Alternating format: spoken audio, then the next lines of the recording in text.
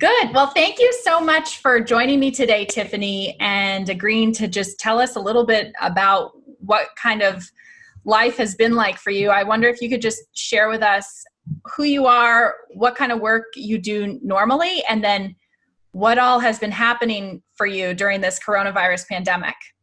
Sure. So my name is Tiffany Spigarolo. I'm a member at United Church in Walpole.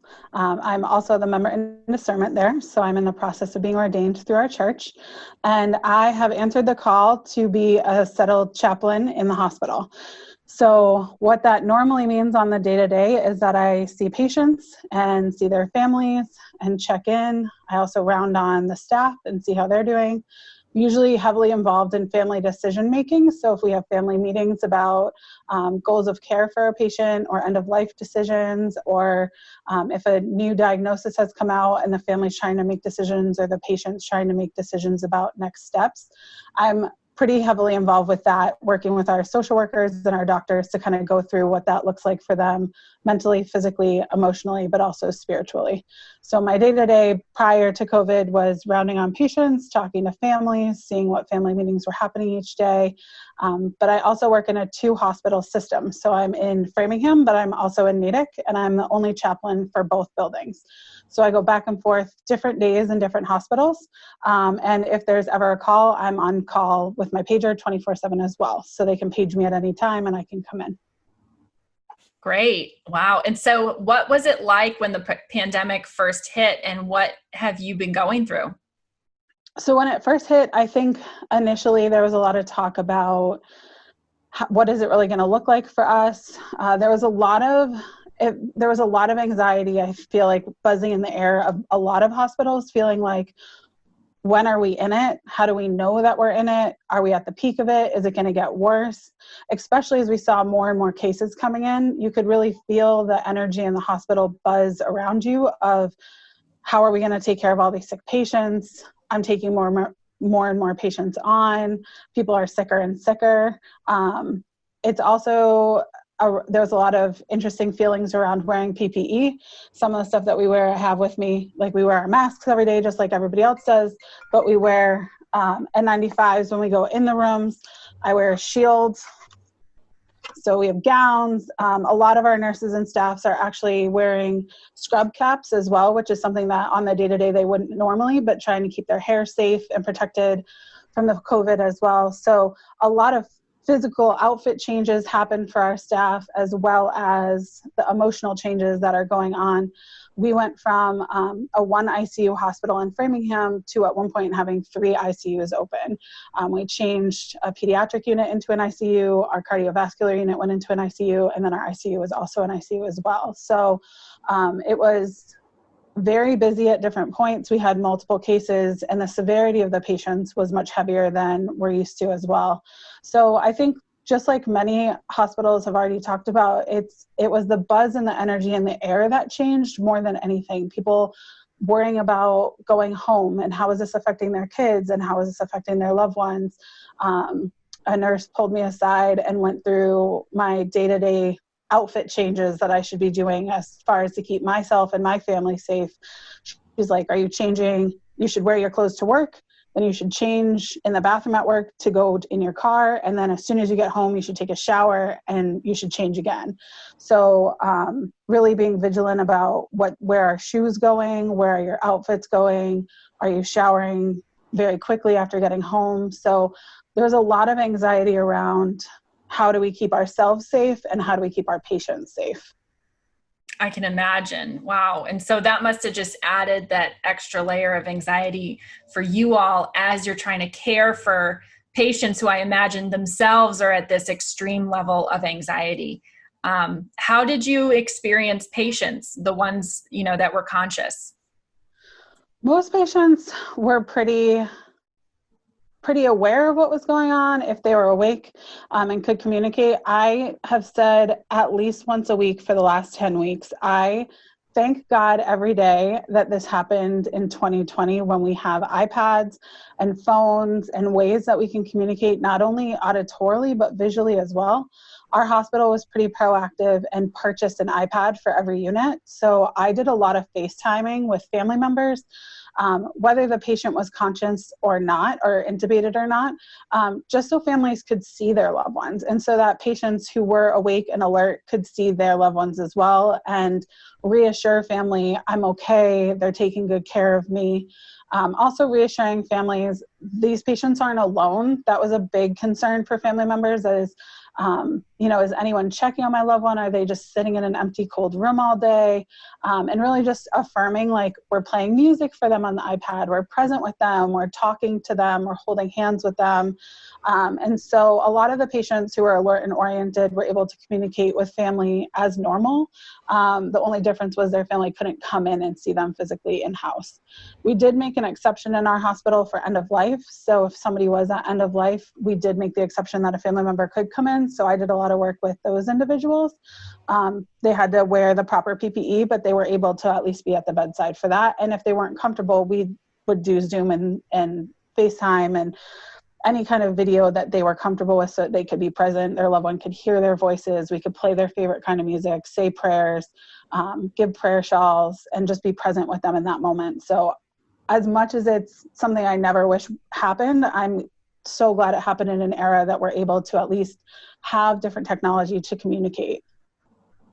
Amen. I mean, that's so powerful, so powerful. And what a great thing to hear that you were so much a part of making sure that people didn't feel alone, and that you were being really present to people in so many ways.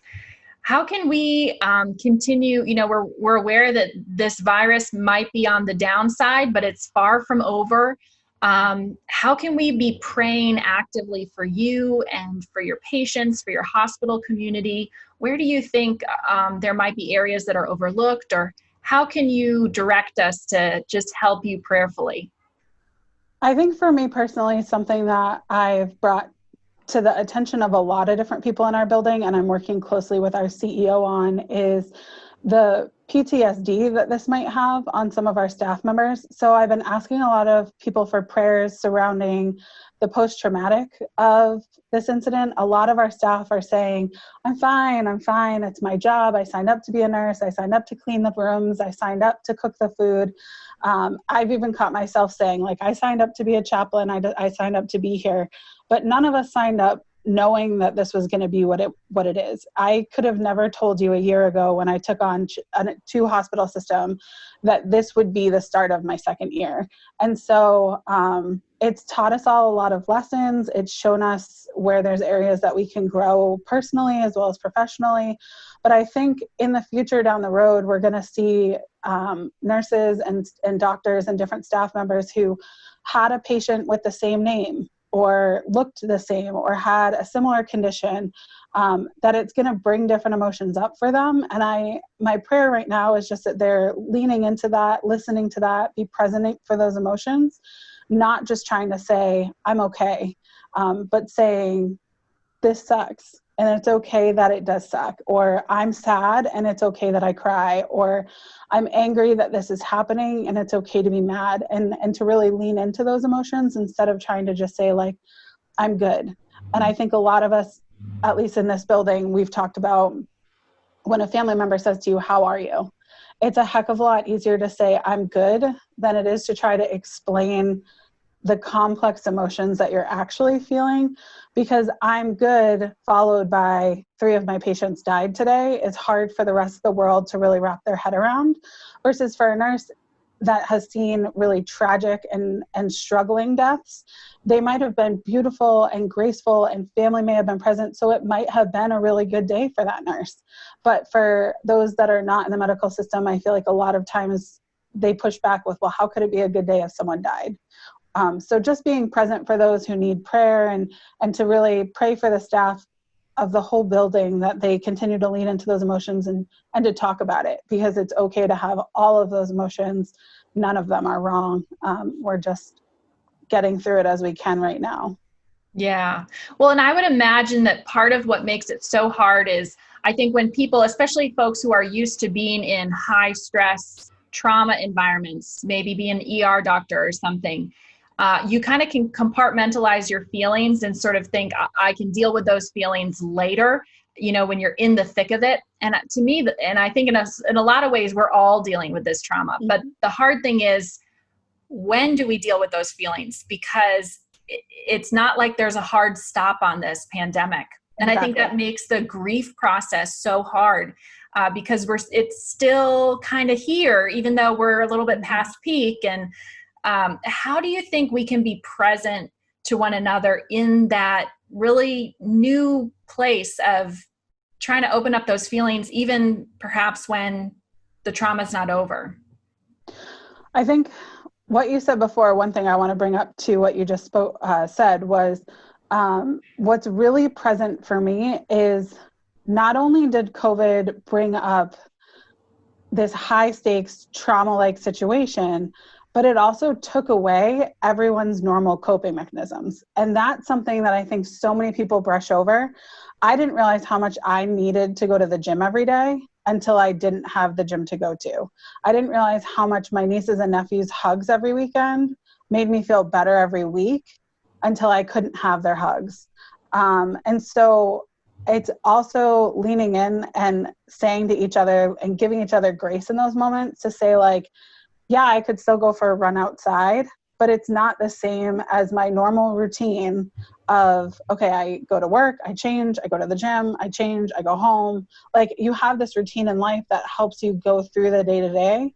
And COVID stripped all of us of many of those things. So not only are we dealing with the emotions, but we're not able to deal with them in a way that we're used to. Even getting our nails done or getting our hair cut or taking your dog to the groomer, things like that seem superficial or might seem simple, might be someone's coping mechanism that now they aren't able to have. So it's all of that and giving grace to the fact that, like, one of my nurses said to me, I would do anything and I would continue working as hard as I am if someone would just wax my eyebrows. Like, that's just all I want. It would just make me feel human again. And it's in the moment, she's like, I know it seems like such a silly thing, but that was a need of hers. And I was like, I'm here for you. And I hear that. And it stinks that we can't do that right now. But it's all those little things that we do on a daily basis that help us feel better about everything we're going through that we haven't had either. So it's not just the traumatic experience, but the way that we haven't been able to use our normal coping mechanisms as well.